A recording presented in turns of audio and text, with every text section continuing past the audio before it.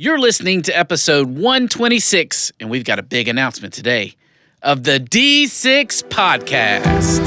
I don't know anything more important in our society or in the kingdom of God than to help the church, help the family. Discipleship is not an event, it's a way of life. And one day it just hit me that discipleship at home was not about doing more.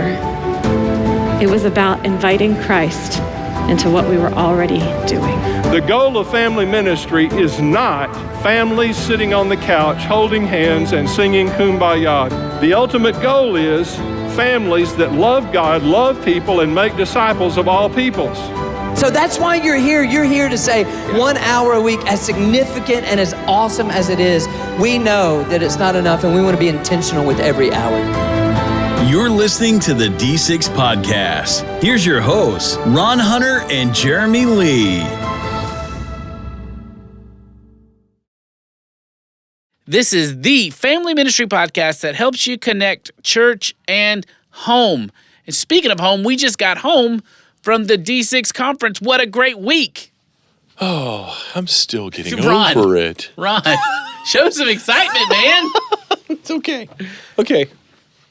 It was a huge time in Greensboro, North Carolina, wasn't it? Man, we walking around there talking, seeing you do all those interviews. It's always the vendors. Guys, I have a sneak peek into next year. You are going to love the interviews we're going to be sharing on this podcast because if you don't know this, I mean, I don't think it's a secret. We take the interviews from the guests that we have at D6 Conference and we make them a huge part of our podcast. That means right. we get to plan strategically and it's so cool. Mm-hmm. And I'm going to tell you what, we have a great year of podcasts coming your way. We do. I mean, that lineup, the interviews, I walk by and listen when I could get over to them. Jeremy, you asked such great questions for this, and you pull out items that we did not hear from main stage. So it's not like, hey, they walked right over and we got a main stage rehash. You're diving in deeper. You're going behind the scenes in these interviews. And we always do the work of getting people the questions ahead of time so they can make sure to have the content. But besides all that, it was just great to see everybody, to reconnect with so many great people. It's like a family ministry reunion, you know? It really, really is. And I'm going to tell you what. I'd rather see them than some of our family members for real. And so while we were at the conference, you dropped a bomb on me because people may not realize that since I'm the co-host, they may think like I'm here all the time. I'm really not. And so you've got your own world, your own business, your own ministry. I mean, so we are partners in crime, but we're not always together. And so therefore, I get surprised a lot with what you guys have been, coming up with over here. Oh. And at the conference, you shared next year's, you didn't just share the dates, but you shared a new location. So I'm ready for our podcast listeners to get it. Those who weren't at the conference, they need to know. So drum roll, please. We're going south. We're going to the warm weather. We're going to Florida. We're going to Disney World. Yay! So excited. Mickey's coming to D6. Man, let's not make it all about Disney. It is about D6. A different D. So we're going to D6 in Orlando, September the 26th, 27th, and 28th. And I have no doubt you're going to want to bring your family, spend some extra retreat time. This is a great time to bring your staff down, do the retreat, and stay over, and just kind of really strategically plot out a course for your church. And there is a uniqueness in the dates as well, because typically you do Wednesday, Thursday, Friday. Yeah, and start on a Wednesday evening. As well. Yeah, we normally do a Wednesday evening and end by Friday afternoon late. This time we're going Thursday, Friday, and Saturday. We will be ending a little bit earlier on Saturday for those who have to travel back and get back to their church. So we're going to fit in a whole lot in a short period of time. But we're going to make it work, and those dates should be a lot of fun for people. We believe with the Saturday that some of our volunteers that are not on staff would be able to attend with you that wouldn't normally take off, 3 or 4 days out of the week to come. So let me make sure you get that down. September 26th, 27th, 28th of 2019 in Orlando, Florida. At the World Marriott. No way. Yeah. See, that's new to me. That property alone is worth going to even if you didn't have a conference. No way. So now you've got the World Marriott, which is the premier jewel line in the Marriott properties of all of the world. And it's in Orlando. You have all the different theme parks and fun things. There's also, if you're not a Disney fan and you're offended by Disney, don't forget there's the Holy Land Experience right there, which is awesome all of its own. That's true. Yeah, I mean, That's there true. really is. Yeah. And Universal Studios. And Universal Studios, yes. If Shrek is not as offensive as Mickey, you can go to but really, we're there for family ministry. We are there for family ministry and enjoy time with our family. So what a great location. Okay. Now, hey, we do have a podcast today. I probably should mention that as well. Yeah, that's all. Yeah. And so, listen, today I'm so excited to introduce to the D6 community my friend Tyler Smith. Tyler and I have been friends for quite a while. He runs an awesome resource for churches called Text in Church. And Ron, his whole thing is helping churches create that first impression and connect with new people who come to the church. And he has so much to say about this topic. He does incredible webinars online. He's just a great dude. And I've asked him to talk to us today about how, as family ministers, we can connect with new families, because there are so many dynamics to that. And in my world, I talk a ton about that, because I believe if you make that first impression and you do a great job with that, you are going to make a connection that'll last way longer. And so it's just an important thing. And Tyler is an expert at this, and he's going to walk us through connecting with new families. That's right. And then we're going to jump in with J.J. Jones. He's a family discipleship pastor at a church here in Nashville called Fellowship Bible Church. And this guy has literally been refining his process and his approach. And he's going to introduce some things to us that we will find most memorable, mainly about relationships, resources, and rhythms. And love those R's, the way he laid those out, and how he launched a model that his church could follow. And he's done this at more than one church. So, yeah, he's got a lot of expertise to bring to the table. Well, it's going to be a great show. And during the break, I'm going to call my wife and plan our trip to D6 next year. And you guys start thinking about it as well. And we will talk to Tyler Smith. A great interview. You guys are going to enjoy it after the break.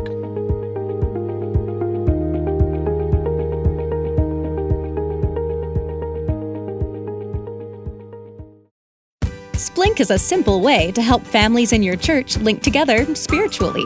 It comes as a free weekly email with ideas that parents can use to have fun, make memories, and talk with their kids. Those teachable moments give moms and dads opportunity to share spiritual truths and life lessons. And no matter how busy life is, there's always time to Splink. Share d6family.com with the parents in your ministry so they can sign up today to start receiving free weekly Splink.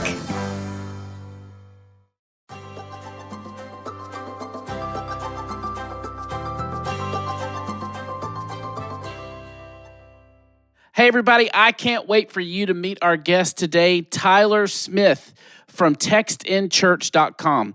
And I would invite you right now to please listen to us. Now, don't stop listening, but go ahead and pull up that extra tab. And while you're listening to us, type in textinchurch.com.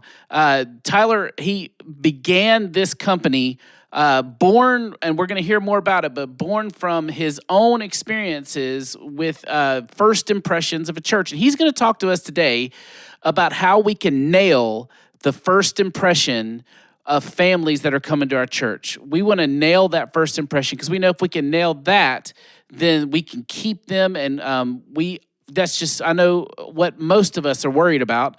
And Tyler is here today to help us with it. Welcome, Tyler. Jeremy, thank you so much. I'm excited to be here, and I appreciate the opportunity. I'm looking forward to this conversation. And what people don't know is that Tyler has his own amazing podcast as well. So this is not foreign to you, my friend. I know it's called Text in Church Podcast, right? We call it Coffee with the Pastors, but yes, it is the Text in Church Podcast. Nice. Coffee with the Pastors. But we don't do it on the same level as you. So I've got some big shoes to fill here. So I'm excited for this. You need to stop it. All right, now listen, Tyler. Here's what we're going to talk about today. And by the way, just so you know, we have children's ministers, youth ministers that are listening to this. That's the main source for our audience.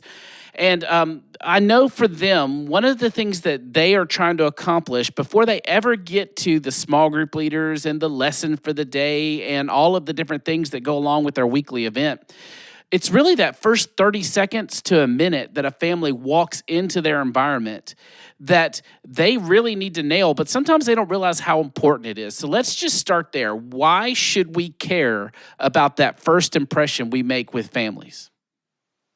Because look, it's so important that we get that right, because what we're doing there, we're setting the stage for the rest of our relationship with them, right? So those first 30 seconds are massively important, because if we fail that, the relationship is lost. So our potential to bring them into the fold of our church and to love on those people and to have relationship with them goes right out the window if we can't nail that first impression. So first impressions are absolutely critically important.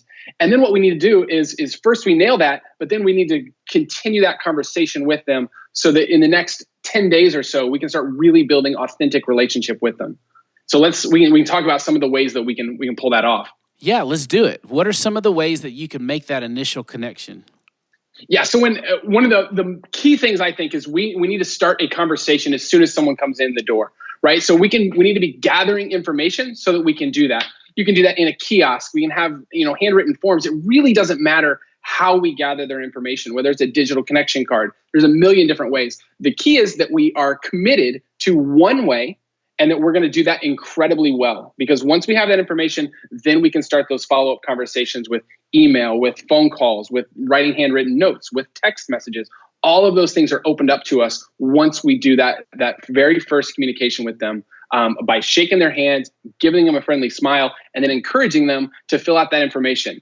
And really, that's probably the most important thing we can possibly do on a Sunday is connect with new folks, because those new folks become our old folks in just a short couple of months. Absolutely. I think if especially children's ministers and youth ministers, if you could just put a little bit more time, effort, and energy and planning behind that first 30 seconds, I just want to just challenge you to just kind of live there today.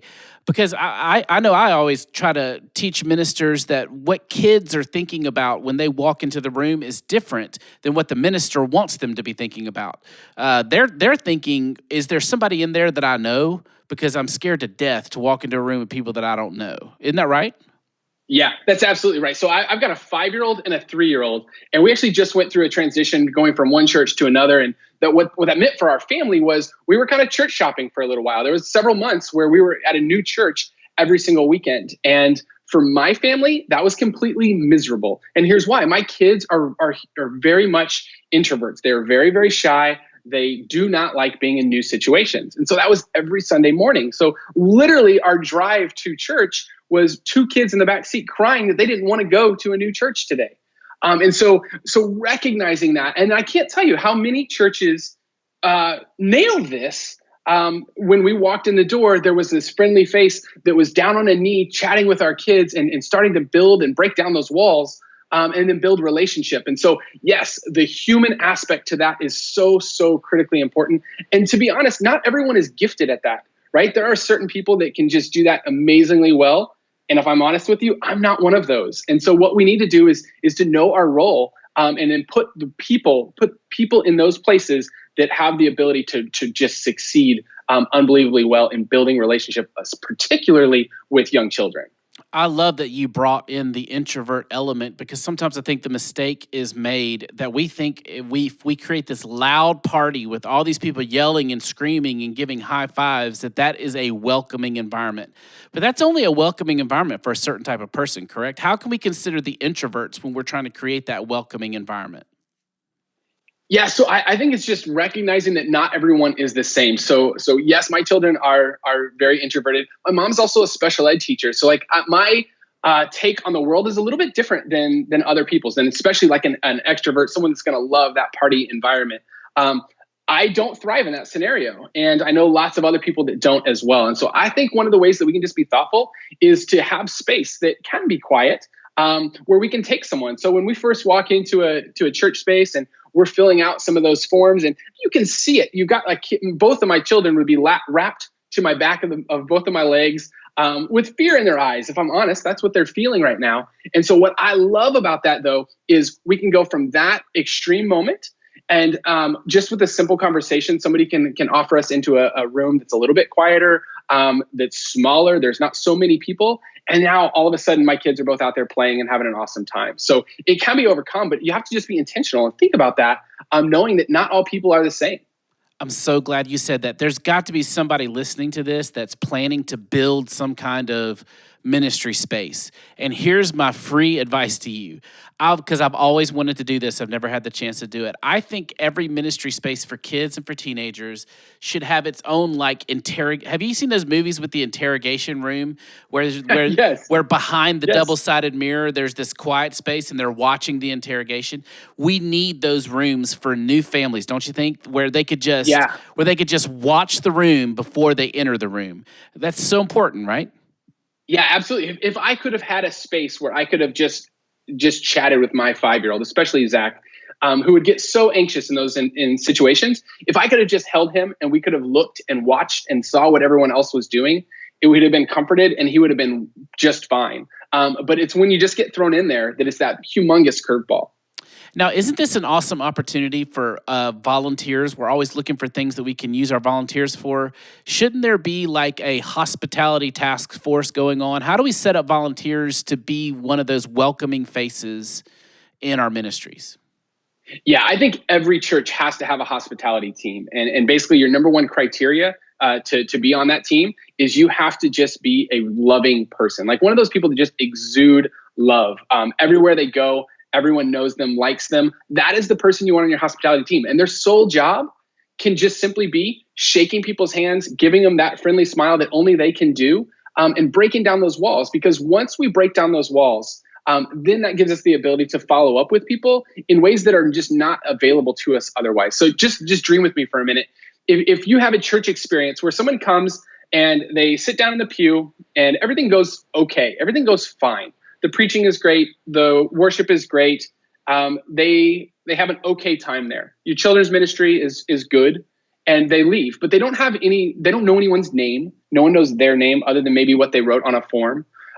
When they leave from there, and now we're going to follow up with them. We're going to send them some emails. We're going to send them some text messages. Hopefully we're going to pick up the phone and leave them a voicemail. All of those things should be happening, but they're going to fall flat if they don't have a name and a face and a friendship budding that started in that very first impression with your church. So that is critically important, because if we don't start that friendship, if we don't begin that process, no matter how we follow up, it's going to fall flat, because there has to be human interaction occurring there. All right, let me play devil's advocate for a second, okay? Because I can almost feel some a little bit of a cynical thing going on here from some of our listeners potentially, because there's kind of this school that says, hey, church is not like Disney World. This is really, the audience for church is God. So I should be coming to church to worship God. So my experience is not as important as God's experience. So why should a church spend so much time trying to serve and make me feel good? Shouldn't I be coming to honor God? So speak to the other side of that for us. Yeah, so I might butt heads with you with that perspective, and here's why. I don't think everyone who's going to walk in your doors is ready to accept Christ, right? Like I have my own messes. We all have problems. We have issues. We don't all have our stuff together. And I think that's okay.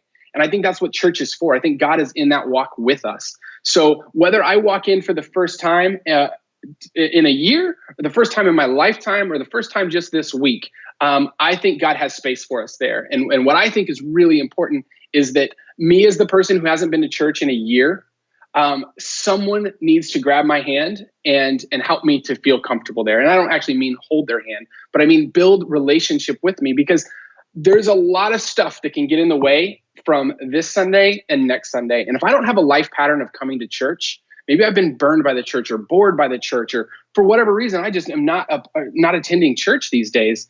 I need a human to help me to get through that process so that I'm then ready for God to help me pull me along, or at least I'm then aware. And I think the human aspect, we can't downplay that. Like, we do have a role in bringing people to Christ. We can't do it alone, no. But I think we do really have to work hard at that.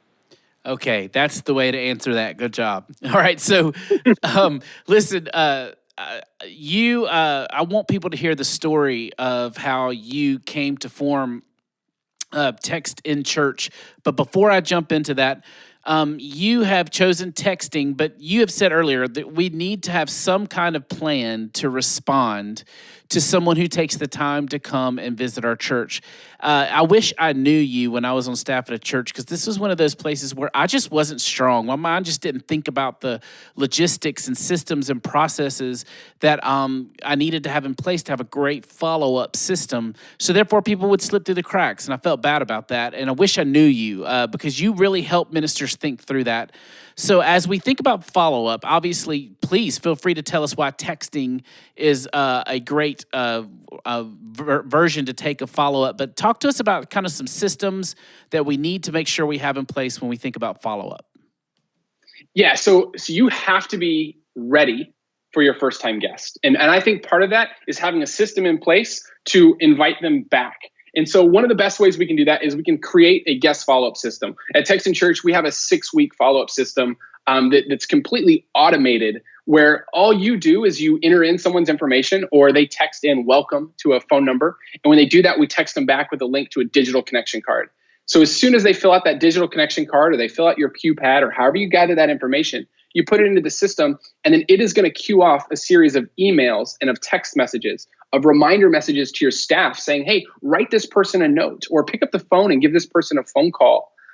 All of those steps cumulatively over 6 weeks have an enormous impact on the likelihood of someone coming back. Because again, I told you there's a million reasons that life gets in the way and we don't make it to church. Even our regular attenders don't come to church every Sunday, right? So the people that don't have a life pattern, they've got a much bigger obstacle in coming back week over week. And so if we can just simply put in a system that's going to start those conversations. And I want to be really careful here. When I say that we have this automated follow-up system, it is like 99% automated, but there's one part that you just simply can't automate, and that is the human conversation, right? And that's the whole point of your follow-up. So when you send out a text message, your goal is not to tell someone something. Your goal is to ask them something, right? So you can have a conversation that now goes back and forth.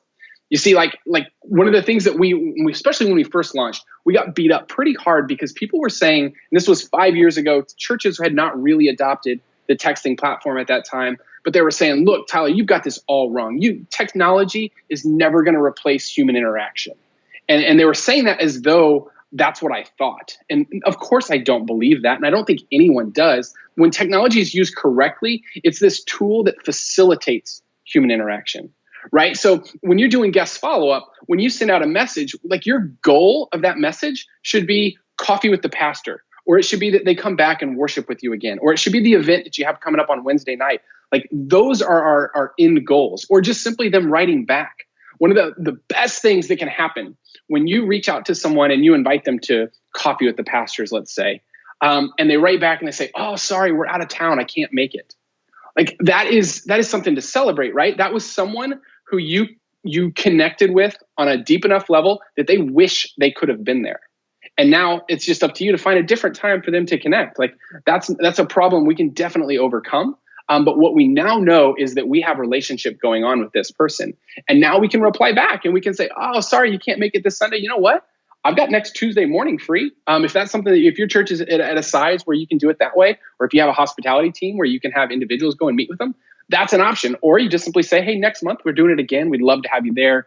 See you this Sunday or next Sunday.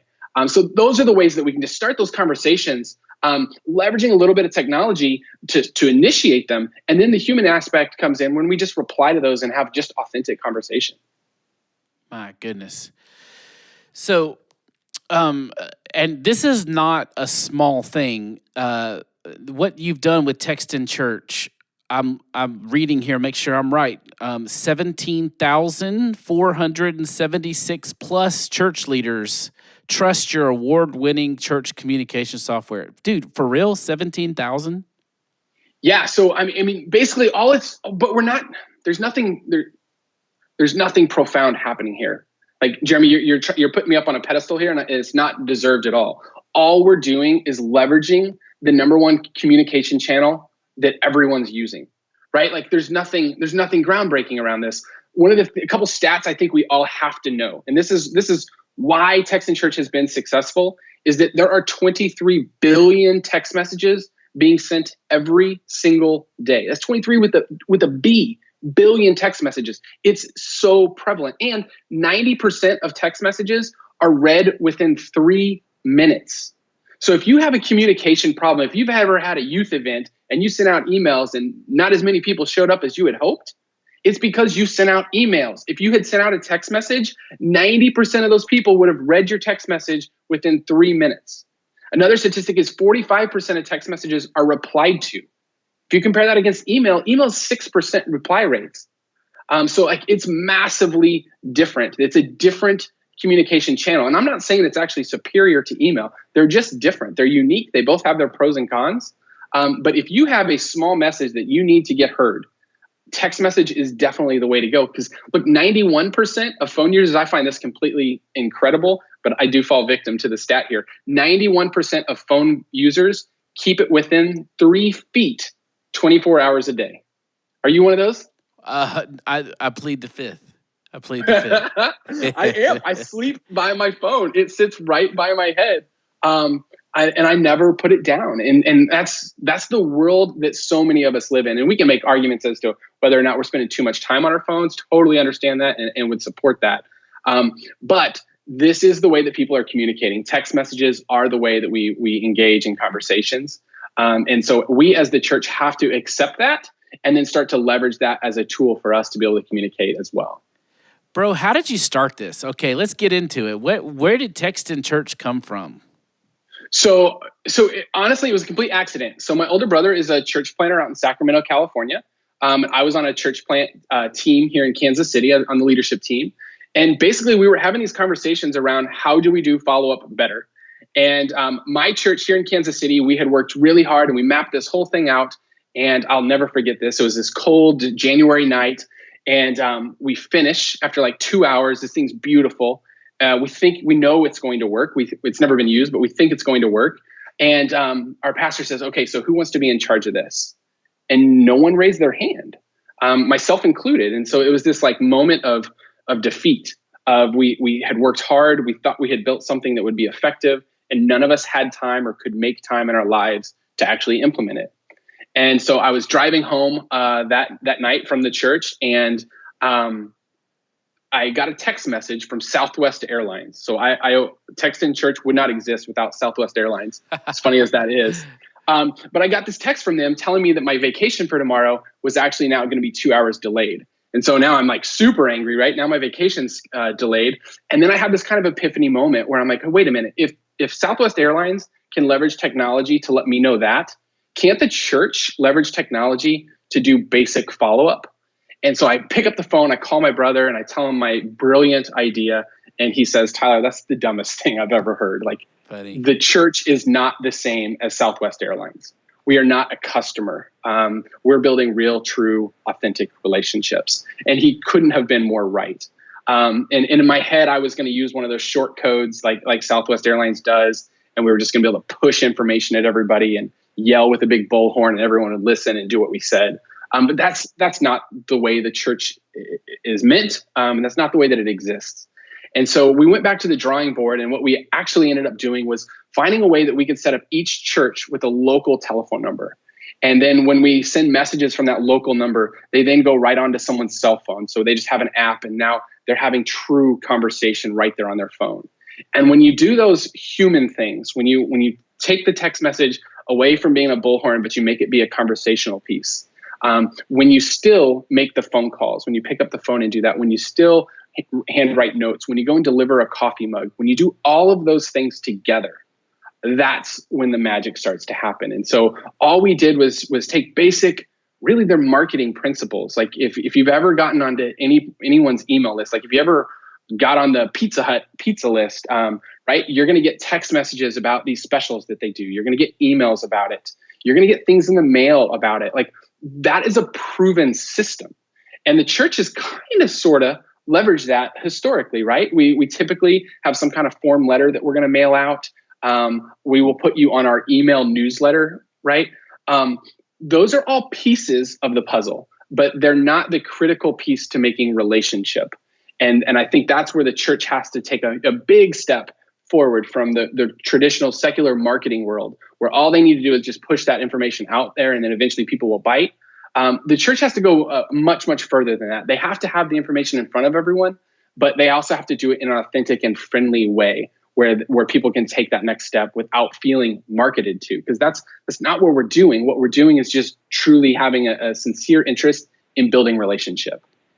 I hope that someone is listening to this and this is their first time to hear you. That's what I'm hoping, because the D6 Nation that is listening to this, guys, listen, Tyler Smith, I can speak on a bunch of different levels about Tyler. He is just a good human being, and what he is saying is true, and what he offers is real. And I love the fact, Tyler, that you don't just focus on automation, and that you put that connection, that human connection along with it. Hey, guys, please go to textinchurch.com and check out what Tyler has to offer. It's not just his service. He's got a bunch of free resources on there.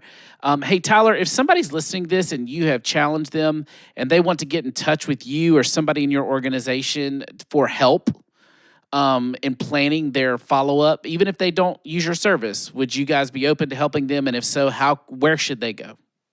Yeah, absolutely. So if you go onto our website, we have a little bubble down in the bottom. You can click that and chat with our support team.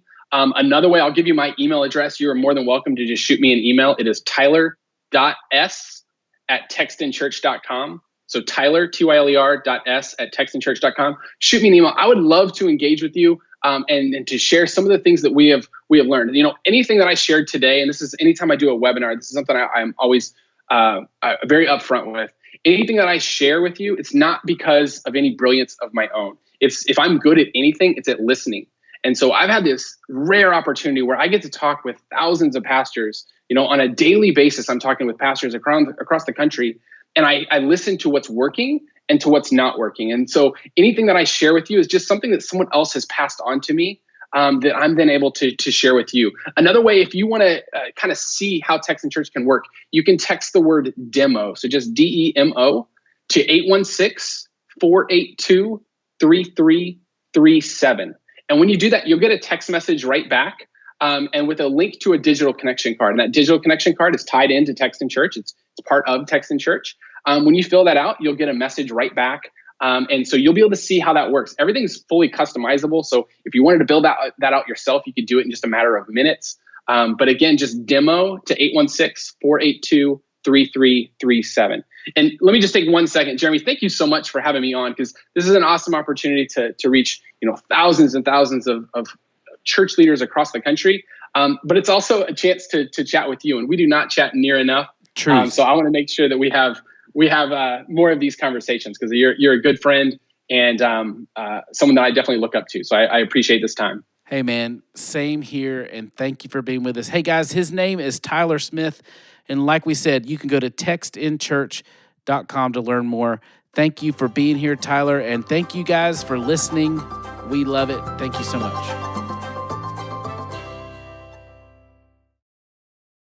The DNA of D6 provides any church an opportunity to plan, strategize, evaluate, and refine their approach to discipleship and family ministry.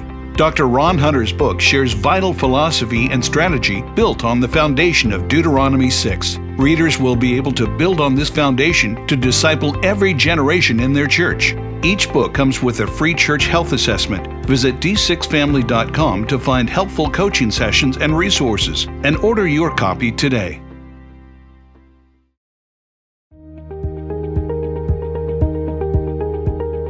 Okay, our thanks go to Tyler Smith. I told you guys he was awesome, man. Thank you for taking some time and helping us with if we can just nail that first impression, we are going to do so much more and be more effective in ministry. So thank you, Tyler.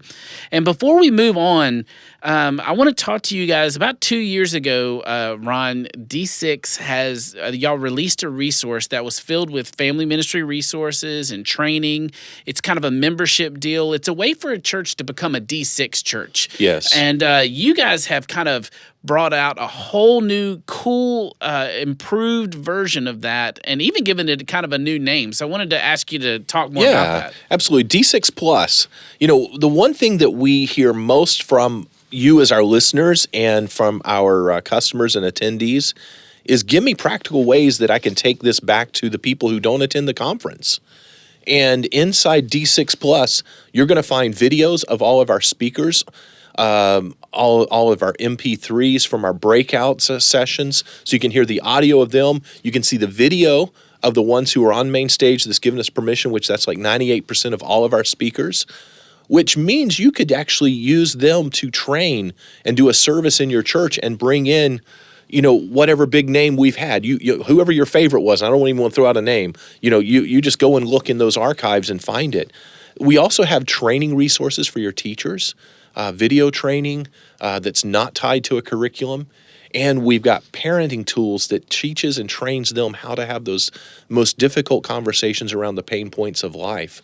So we view D6 Plus as family ministry resources and training that's an add-on, that regardless of what curriculum you're out there doing, regardless of what is, if you're family ministry focused, if you care about generational discipleship, this is such a small add-on to your budget to equip your children's ministry, your student ministry, and your adult ministry. And we have now in D6 Plus made it one price for everything. There's not channels.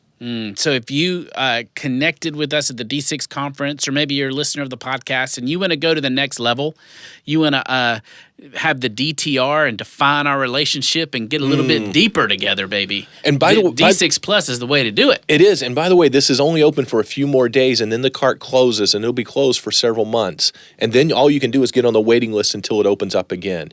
And by the way, we have a way of loving on our members by, you know, sending them gifts throughout the year. Our members call us up or email us back and go, "Wow, I just got this shirt in the mail," or "I just got this book in the mail," and it just came. We just want to love on you. So if somebody wants to join D6 Plus before it closes, where do they go? Go to d6plus.com. Perfect. D6plus.com. So check that out while you're listening to this next interview, which, by the way, is from my man, J.J. Jones. Tell us more about him. Yeah, JJ is a tremendous ministry leader.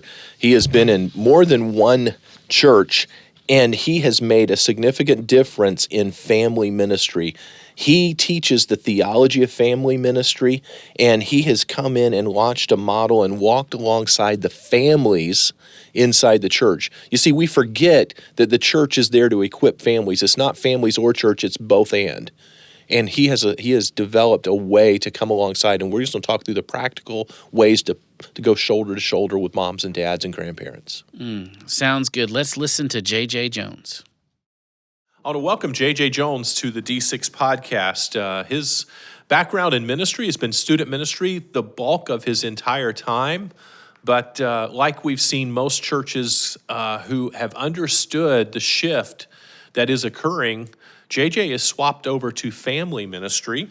And he, after spending time and expertise in this, both practically in his everyday world as well as in his doctoral dissertation, he was called by Fellowship Bible Church here in Franklin, Tennessee, which is a suburb of Nashville, to come be the family and discipleship pastor. And he and his wife have relocated to this area.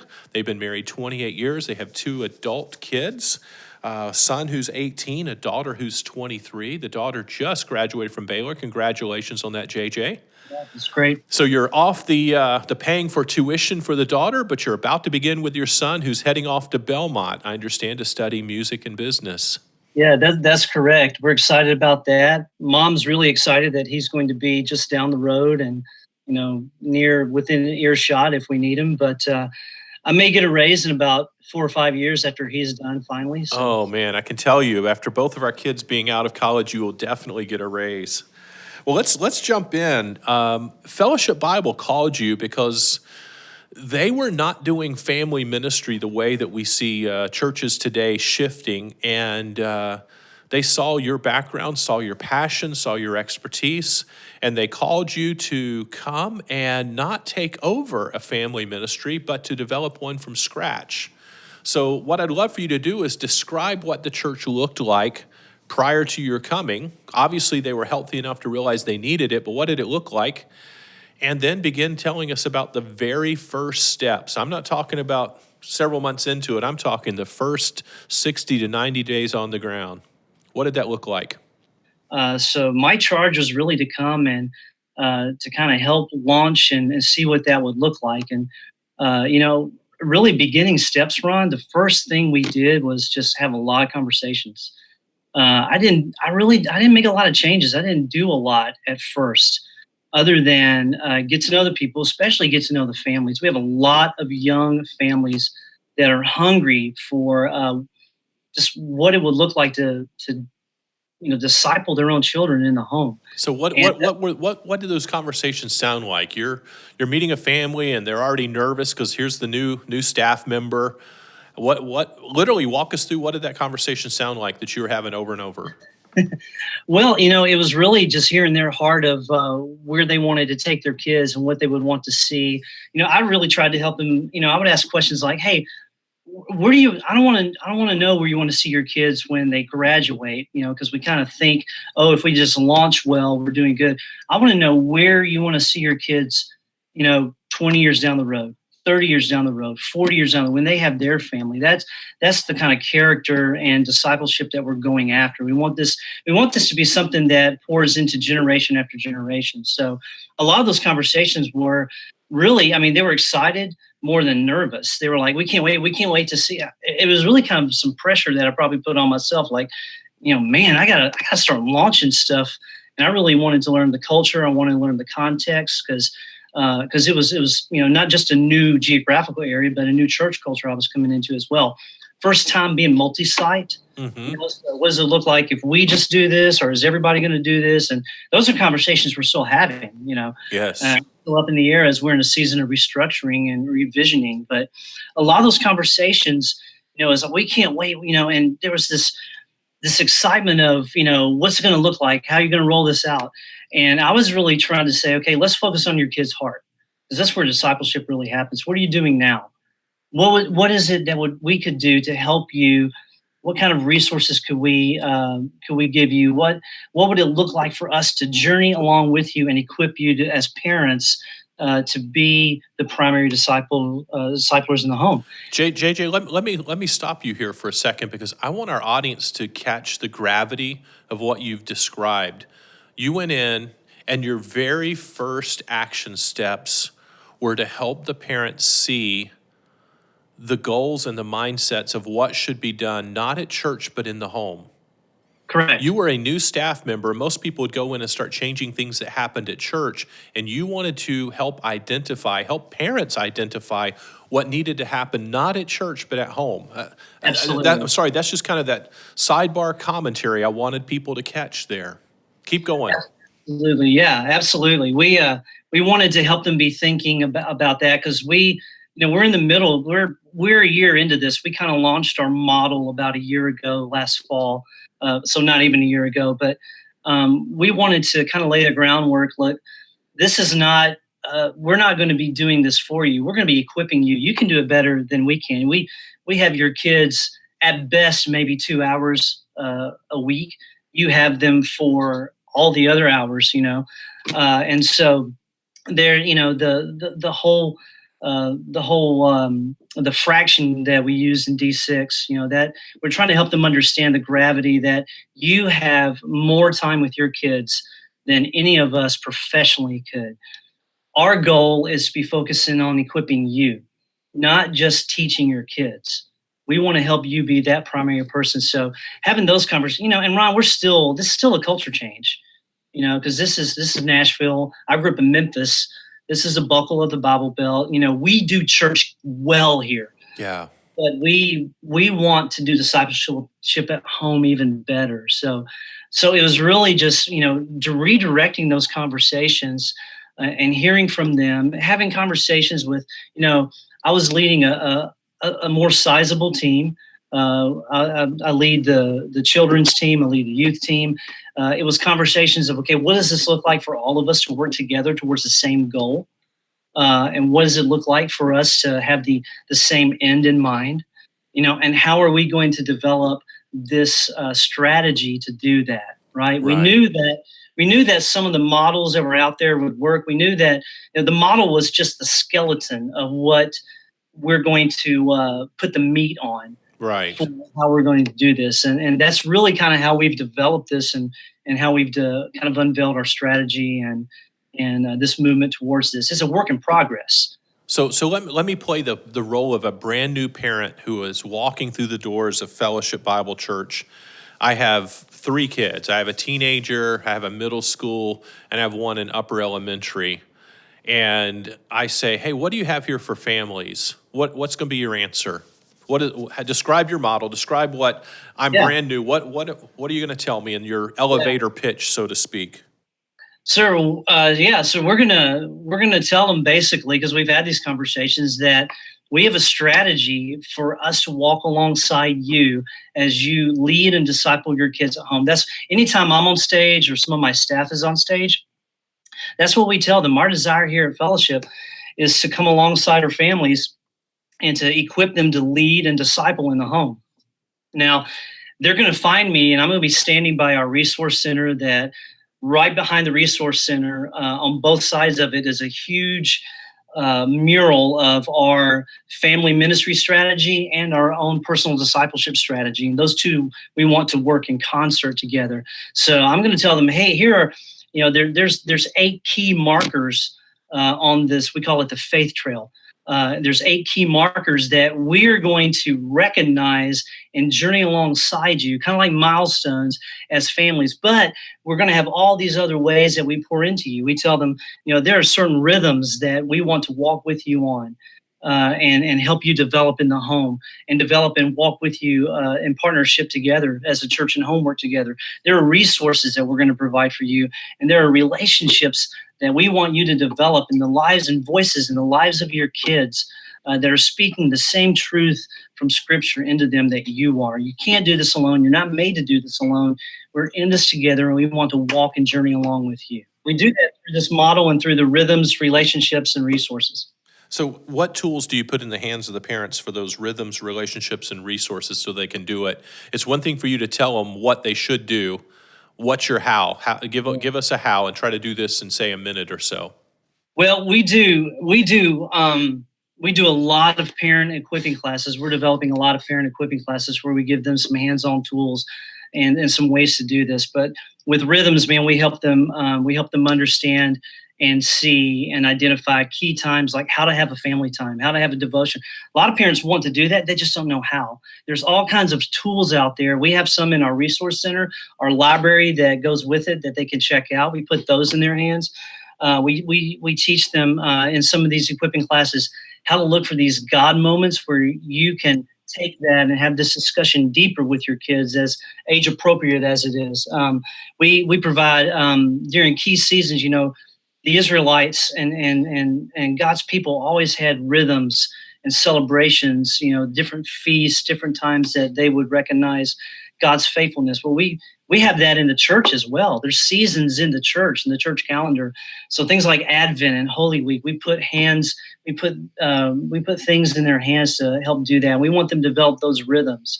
And we'll put resources in their hands that, again, I mentioned the Resource Center of the library. We just launched that in September and have developed that. We have a parent summit that we put on once a year. We have year 1 and 2 discipleship. We have marriage equipping that we put them. We can help put them through Re-Engage, Built to Last if it's pre-marriage counseling, and all of these coincide with the different markers of faith formation that's on the trail of faith. That's awesome. That gives people a good insight into what's happening. And while some of these things begin at church, I loved your phrase that you gave us a while ago. We are not doing it for you, we're doing it with you. And I think after all of this, our ministry leaders understand that's the change of mindset that's got to occur for family ministry to be effective is not what happens on the campus of the church, but what happens in the home. Yeah. And that can be so overwhelming for parents, Ron, because if you're not careful, they can interpret that like, well, I'm kind of on my own.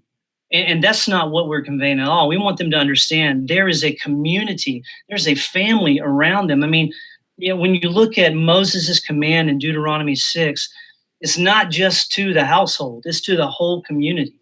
Yes. And when Jesus set his church up, he set it up as we are all adopted into the body of Christ, and he set this up as almost a surrogate family to come alongside and be family to each other.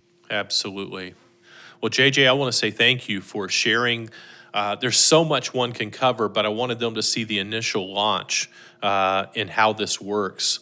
Thank you for your leadership. I know your church is excited to have you partnering with them. Again, you're not doing it all. You're challenging parents to do it, and you've got the right approach. So it's good to have leaders like you out there leading families, churches into a new direction so that we can recapture our future generations as well as our current ones. Yeah, I appreciate that. And what's so cool is that we have a team of parents, volunteers that are working with me and our staff team to help develop resources, to help develop mentors, to help develop these parent equipping classes and what, the milestones and these markers look like. So it's not just us on staff doing it. It's the community of faith that is involved in designing this. And I love that. If we can empower volunteers and parents especially to own this, then, it's just going to grow. Absolutely. JJ, so appreciate you being here. Thanks for your walk. Thanks for what you're doing. Man, it was a great honor to be here and a lot of fun, Ron. So it's been great to get to know you and love what D6 is doing and being a part of it. That's awesome. Yeah. I hope you got those first steps that he talked about there. Lots of conversations, engaging those parents and doing it very intentionally from scratch and shape, that I just love his wording. He's so intentional there. Commandment, commission, community, relationship, resources, rhythms. I mean, the guy is just filled with just excellence and easy way to remember these principles. Yes, and thank you so much to all of our guests today. If you missed our big announcement, D6 Conference is going to Orlando, Florida next year. That's going to be cool, and we announced those dates, September 26th, 27th, 28th. We also announced that D6plus.com is open for you guys. Go check that out as well. What a cool resource, a way for you to kind of become a little bit more connected to the D6 movement. We hope you'll enjoy that. And we hope you'll join us next week and have a great week of ministry.